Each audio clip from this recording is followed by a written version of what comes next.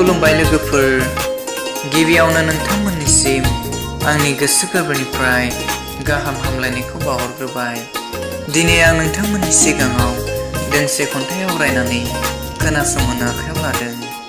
खन्थाइखौ सुजुदों आब' देलायस्रि दैमारी, जिल्ला अदालगुरि। आंनि बे खन्थाइ आवरायनायाव माबाफोर गोरोन्थि जालांब्ला नोंथांमोननिसिम गिबियावनो निमाहा बिग्रोनाय थाबाय। खन्थाइनि मुङा जाबाय फागुननि बारा दिनै। फागुननि बारा दिनै आंनि गोसोखौ सिमब्रे सिमब्रा खालामदों। गोसोआ दिनै मानोबा सुखुवा सुखुवा मोनदों। गां गैयाब्लाबो गोसोआ एमब्रायै अनजालुनि सेराव बिरलांदों। गोसोआ खालि नोंखौल' खाथियाव मोननो हांखुर जादों। मैया दसे सम रायज्लायनायखौनो फाग्लि गोसोआ जावले जावले गोसोखांदों।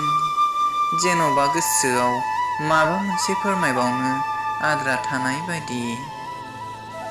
फागुननि जोबहां समाव आबिर खेला जायो, आंहाबो गोसोखांदों।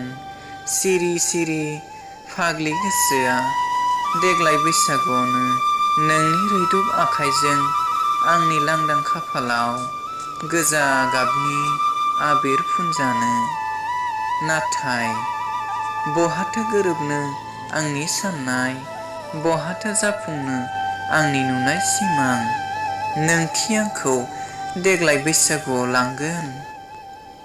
फिननाय थाखानाय सोंलुखौ आंबो जावले जावले नोंनि सिगाङाव सोंनानै नोंखौ दुखु होनो बायो। नोंनि गोदो गोदो उन्दुलांनायखौ फोजानानै रागा फोजोंनो बायो। नों आंखौ, आं नोंखौ गनायनानै लानो हागोन, नाथाय मिथिंगाया जोंखौ गनायनानै लानाय नङा।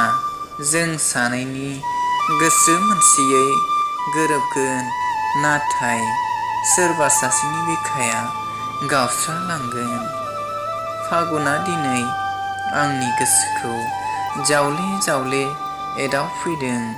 आंनि गोसो सोलेराव गोजांस्रिउ मोनलायनाय बिलिरलांदों।